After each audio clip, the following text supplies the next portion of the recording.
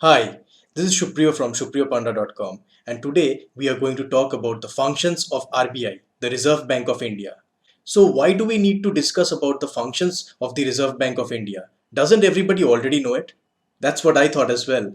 However, just ask yourself off the cuff, can you tell each and every function of the Reserve Bank of India?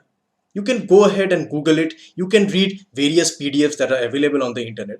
However, all of those things do not paint a clear picture. And I have seen many people who stumble with the answer to this question, the most basic of questions, in the interview room. So let's talk a little bit in depth about the functions and the role of RBI in our economy. There are many sources out there who cover this topic, but they do not cover it comprehensively in a way which you can present in front of the panel.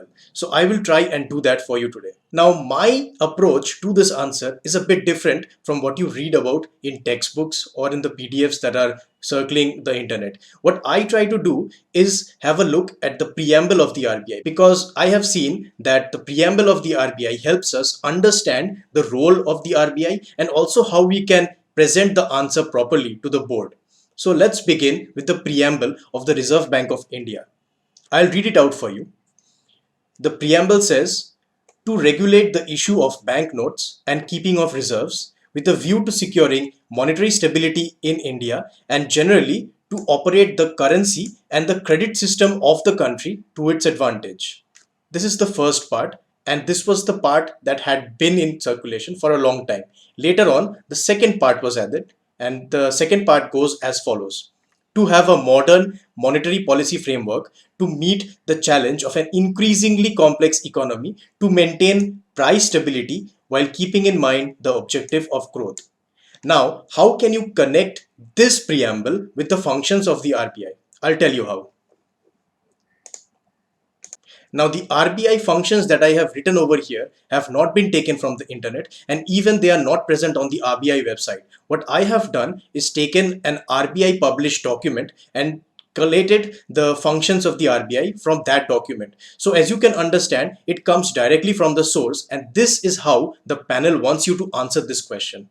So we have to connect these functions with the preamble of the RBI. So the first part of the preamble says that the RBI is responsible for keeping of reserves with a view to securing monetary stability in India and to operate the currency and credit system of the country to its advantage. So this is the first portion. Now the first portion of the preamble can be connected to the first three functions of the RBI. How do you do it? First function that is written over here is currency and the banking functions. So the RBI acts as a banker to banks. It also acts as a banker to the government, and it is also the public debt manager of the government. So basically all the money market activities are regulated by the RBI. So this comes under the currency and the banking function. As you can see, the first part of the preamble matches with these functions. So currency is mentioned over here, and also it is mentioned over here, as you can see. Now, the next thing is the forex management and the maintenance of the reserves. As you know, RBI maintains the forex reserves of the country, and at this point of time, the forex reserves stand at about 400 US billion dollars. Now, you have to understand that there is a lot of fluctuation in the forex rate, the currencies. So when this kind of a fluctuation happens, for example, when the currency falls too much or when the currency appreciates too much, RBI directly intervenes in the forex market by buying of US dollars or selling US dollars so that it can stabilize the value of the rupee. For RBI, it's important that they have a stable rupee. So it really doesn't matter whether the rupee is pegged at rupee 60 to a dollar or rupee 70 to a dollar. The absolute value is not that important. What we need to understand is that the relative value should not fluctuate too much. So for this, the RBI actively manages the forex of the country, and this is another important function of the RBI. Coming to the third function, which is the financial stability. So as you know, RBI regulates all the banks in our economy, all the NBFCs as well. However, some share regulation with the SEBI or the IRDA, and it is also responsible for the regulation of the financial markets. Now, the money market totally comes under RBI, though there are some proposals to bring it under SEBI in the future. However, there is the equity market as well, which is not totally under the RBI. It's under the SEBI. However, some of the portions of the equity markets are also co-regulated with the RBI along with the SEBI. So these three functions that you can see, you can tie it up with the first part of the preamble. Now, coming to the second part of the preamble, the second part of the preamble states that the RBI's role is to have a modern monetary policy framework to meet the challenge of an increasingly complex economy. And this is important here, to maintain price stability while keeping in mind the objective of growth. This is very, very important. RBI needs to have a price stability. So inflation targeting, that's the mandate that RBI has. We have to target the inflation of the country. However, the RBI cannot forego growth. So what you can do is tie up this part of the preamble with the fourth function of the RBI, which is the price stability and the MPC and the market operations. So what's the MPC? It's the Monetary Policy Committee. As you know, the Monetary Policy Committee has regular meetings and they must decide on the repo rate. That's a very important aspect of the RBI functions. And there is also the market operations. So for example, there are open market operations where the RBI sells bonds or buys bonds in order to stabilize the value of the demand and the supply. So this is another important aspect of the function of RBI, and this is totally tied in with the preamble of the RBI. Now we have covered till now 4 functions of the RBI. There are 2 more functions, as you can see below. There is a developmental function and a research and data dissemination function. So in the developmental functions, they have the CEPD, which is the Consumer Education and Protection Department. Then we also have financial inclusion, which is a core imperative of the RBI. So these are the developmental functions, and also RBI is responsible for development of institutions. So the institutions at the grassroots levels also need to be monitored by the RBI so that the economy as a whole functions properly. Now the next thing is the research and data dissemination. So as you know, there are various surveys that are published by the RBI. For example, the report on the trend and progress of Indian banking.